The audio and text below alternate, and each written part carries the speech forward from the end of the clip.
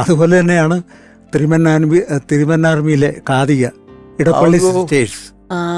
അപ്പം അത് അതിലേക്ക് സെലക്ട് ചെയ്ത് കഴിഞ്ഞപ്പോഴത്തേക്ക് കൽപ്പന തന്നെ ഒരു ദിവസം എന്നെ വിളിച്ചിട്ട് പറഞ്ഞു, നിസാർക്ക ഞാനിങ്ങനെ അമ്മയോട് ചോദിച്ചു, അമ്മ ഒരു സ്റ്റൈല് പറഞ്ഞു തന്നു, ആ ചുണ്ടുകൊണ്ട് ഒരു ഇതും പിന്നെ മുടി കൊണ്ട് ഒരു സ്റ്റൈലും, അത് ചെയ്യാം, ഞാൻ പഠിച്ചു വെച്ചിരിക്കുക, അത് ചെയ്യാം എന്ന് പറഞ്ഞാൽ ജനാർദ്ദൻ ചേട്ടൻ ദിലീപ് ഇവരുമായിട്ടാണ് കോമ്പിനേഷൻ. അപ്പം ഇവർ സ്റ്റേജിൽ വന്ന് ആദ്യമേ പറയും, കാതികയല്ല, കലാകാരിയല്ല, ഞാൻ കേവലം ഒരു വിദ്യാർത്ഥി മാത്രമാണ് ഇന്നാൻ. അപ്പം ജനാർദ്ദൻ ചേട്ടൻ പറയും, അവർ തന്നെ പറയുന്നു കാതികയല്ല, കലാകാരിയല്ല, പിന്നെ എങ്ങനെ ഇവരെയും കൊണ്ട് ഗൾഫിലേക്ക് പോകുന്നത്? അപ്പോൾ പറയും, സാറേ ഇത് അംഗത്തിൽ കയറുമ്പോൾ തട്ടേ കയറുമ്പോൾ മട്ടുമാറുന്നു.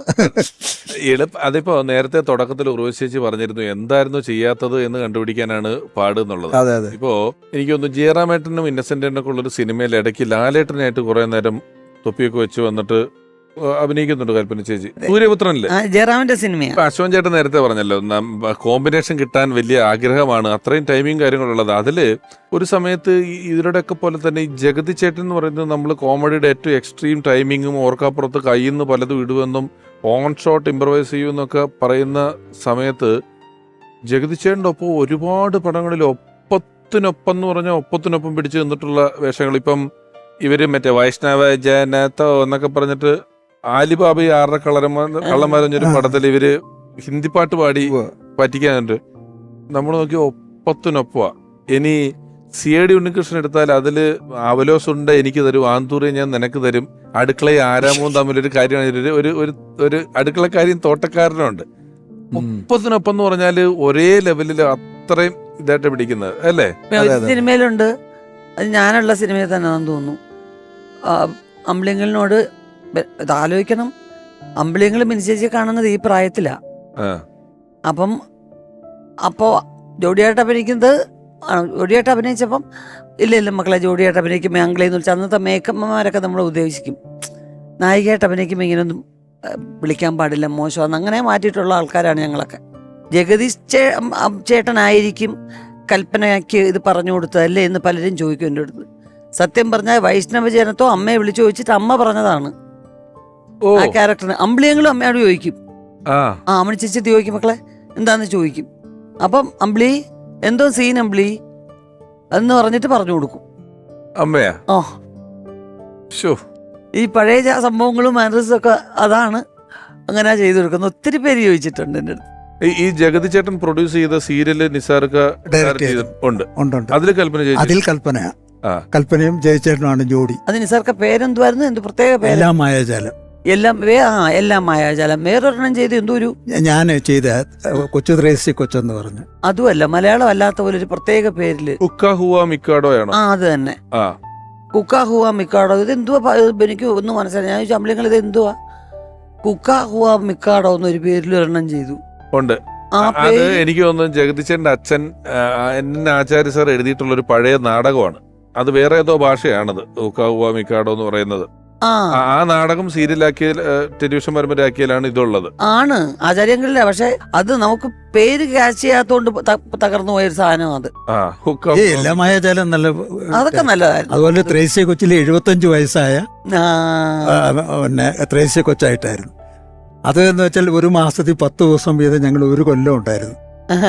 പൊടിമോളെ മോളെ പിന്നെ കൽപ്പനയുടെ മോളെ രണ്ടുപേരെ സെറ്റിലൊക്കെ കൊണ്ടുവരുമായിരുന്നു. ഈ സഹവേഷങ്ങളിൽ ഒരുപാട് പടങ്ങൾ ചെയ്തിട്ടുള്ളതിനകത്ത് കൂടുതലും ഒരുപോലുള്ള കോമഡി കഥാപാത്രങ്ങളായിരുന്നു എന്നുള്ളത് ഒരു വലിയ തിരിഞ്ഞു നോക്കുമ്പോൾ ഒരു നഷ്ടം പോലെ തോന്നിയിട്ടുണ്ടെന്ന്. തീർച്ചയായിട്ടും ഈ നായിക എന്നുള്ളത് അവളാണ് നായിക, അവളുടെ കുറ്റമല്ല. വളർന്നു വന്നതെല്ലാം ആ പ്രോത്സാഹനങ്ങൾ കിട്ടിയാണ്. കാരണം കൊച്ചിലെ എല്ലാം ചെയ്യാൻ പറ്റുന്ന ഒരു തികഞ്ഞ നടിയായിരുന്നു ചെറുപ്പം മുതലേ. നല്ല ഡാൻസർ. അതങ്ങനെയുള്ള ഒരു ആർട്ടിസ്റ്റ് അഭിനയിക്കാൻ ആദ്യം വന്നത് അവളാണ്. ചെന്നൈയിലോട്ട് ആദ്യം അഭിനയിക്കാനായിട്ട് പുറപ്പെട്ട് ഒരു ചെന്നൈ കാണാൻ പോയത് മിനിച്ചേച്ചിയുടെ ഒപ്പമാണ്. ഞാൻ വെറുതെ കൊണ്ടുപോയതാ. പക്ഷെ അവിടെ ചെന്ന് കഴിഞ്ഞപ്പോൾ ആ ഡയറക്ടർ പറഞ്ഞു, ഇത് രണ്ടും കൂടെ അഭിനയിച്ചാൽ എങ്ങനെ ഈ പടത്തിൽ കൂട്ടുകാരായിട്ടാ. ഈ ഭാര്യ മരിച്ചുപോയ KP ഉമറിന് എന്തോ അവിഹിതത്തിലുണ്ടായതാണ് ഈ പെൺകുട്ടികളെന്ന് വിചാരിക്കും. കാരണം അത്തരം സിനിമകൾ ഈ ബേബി സുബതിയുടെ ഡബിൾ ആക്ഷനൊക്കെ കണ്ടിട്ടിരിക്കുക. അപ്പോൾ എന്താ എന്ത് ചെയ്യാനെന്നൊക്കെ. അപ്പം ഒറ്റ ഓപ്ഷനേ ഉള്ളൂ അവർക്ക്, മൊത്തം ഇതിലും ഉടുപ്പിടാതെ അഭിനയിക്കുന്ന തരത്തിൽ വേണം.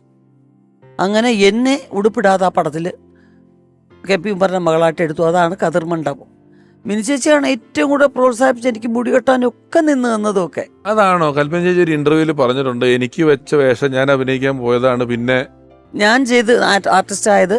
അതുപോലെ തന്നെ ശ്രീകുമാരൻ തമ്പി അങ്കിളിൻ്റെ സ്വന്തമെന്ന പദത്തിൽ ബിൻചേച്ചി ചെയ്യാനുള്ള റോളാണ് കലച്ചേച്ചി മതി. കാരണം ശ്രീവിദ്യയുടെ മക്കളായിരിക്കണം, അമ്പിയ ചേച്ചിയുടെ അനിയത്തി ആയിരിക്കണം, അപ്പോൾ കലയായിരിക്കും കൂടുതൽ ചേർന്നത് എന്ന് പറഞ്ഞ് അങ്ങനെ വരുന്നത്. അവൾക്ക് പകരക്കാരായിട്ട് വന്നവരാ.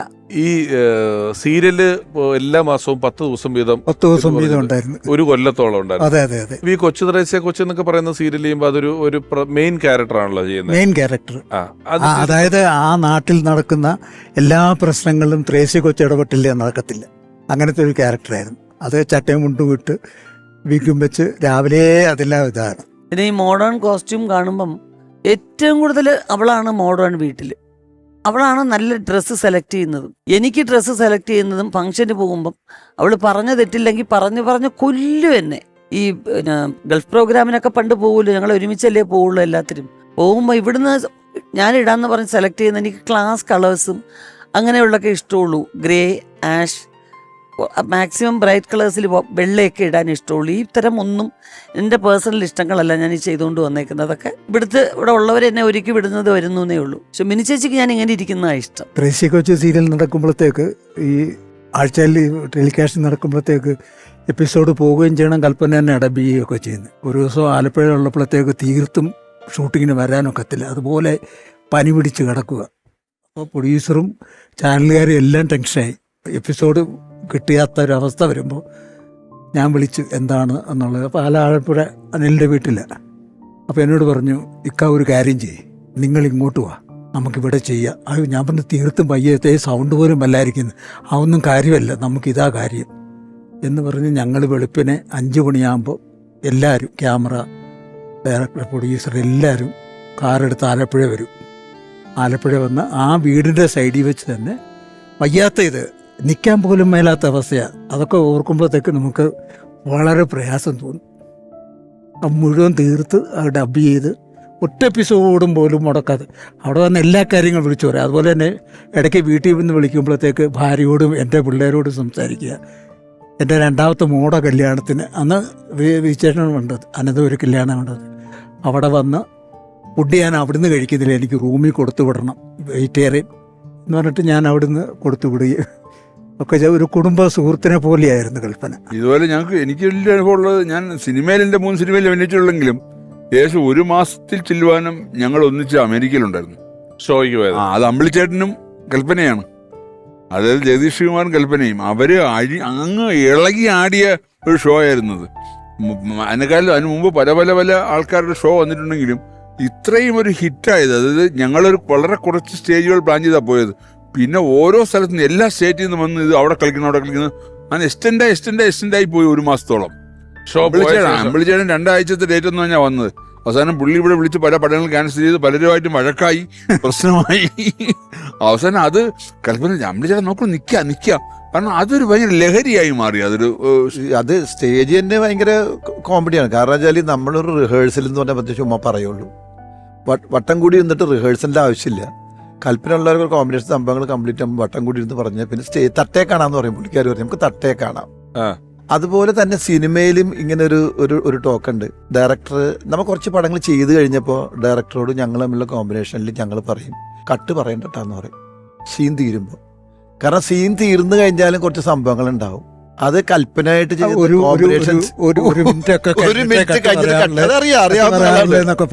മിനിറ്റ് കഴിഞ്ഞിട്ട് അല്ലെങ്കിൽ 1/2 മിനിറ്റ് കഴിഞ്ഞിട്ടേ കട്ട് പറയാവുള്ളൂ എന്ന് പറയും. അപ്പോഴേ നമ്മൾ വിചാരിച്ചോണം.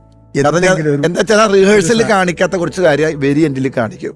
അത് ഭയങ്കര രസമായിരിക്കും. അതൊരു ഫസ്റ്റ് നമ്മൾ ചെയ്ത് കഴിഞ്ഞപ്പോൾ നമുക്ക് മനസ്സിലായി കോമ്പിനേഷൻ ഇങ്ങനെ വന്നപ്പോൾ അത് ജയിച്ചേരനായിട്ടും അങ്ങനെ ഉണ്ടായിട്ടുണ്ട്. കുറേ നമ്മളിങ്ങനെ കയ്യിന്നിട്ട് ചെയ്യുന്നതോടൊപ്പം വെരി എൻഡിൽ കുറച്ച് സാധനങ്ങൾ ഇപ്പം നമ്മളിടാന്നെടുത്ത് പുള്ളിക്കകത്ത് ഇങ്ങനെ കുറേ സാധനങ്ങൾ വെച്ചിട്ട് കുറേ സംഭവങ്ങളുണ്ട് കയ്യിൽ. അതനുസരിച്ച് നമ്മൾ നിന്നില്ലെങ്കിൽ നമ്മൾ തോറ്റുപോകും. കറക്റ്റ് അങ്ങോട്ട് കൊടുക്കണം നമ്മൾ. അത് മിടുക്കിയാണ് ആ കാര്യത്തിൽ.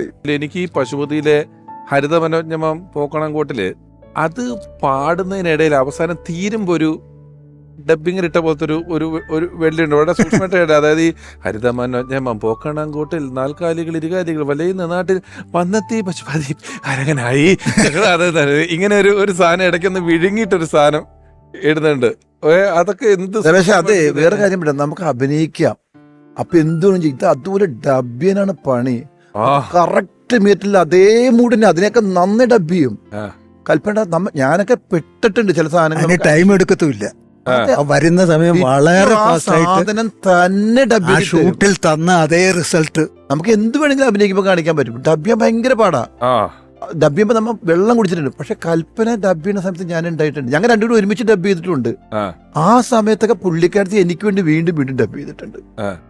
കാരണം അത് കോമ്പിനേഷൻ ചെയ്യണമെന്ന് പറഞ്ഞിട്ട് നമ്മളോട് ഒപ്പം നിന്ന് ചിത്രാഞ്ജലി സ്റ്റുഡിയോയിൽ ഒന്നാമത് കൽപ്പന കിട്ടാൻ പറ്റുന്ന ബുദ്ധിമുട്ടാണ്. ഞാൻ തിരക്കാകുന്നതിന് മുമ്പ് അവിടെ നിന്ന് എനിക്ക് വേണ്ടിയിട്ട് അത് വന്ന് ഡബ് ചെയ്ത് ഒരു പടം ഫുൾ നിന്ന് എൻ്റെ കൂടെ തന്നെ ചില സീനുകൾ കോമ്പിനേഷൻ ചെയ്യണമെന്ന് ഡയറക്ടർ പറഞ്ഞിട്ട് അങ്ങനെ നിന്ന് ഡബ് ചെയ്തിട്ട് പോയിട്ടുണ്ട്.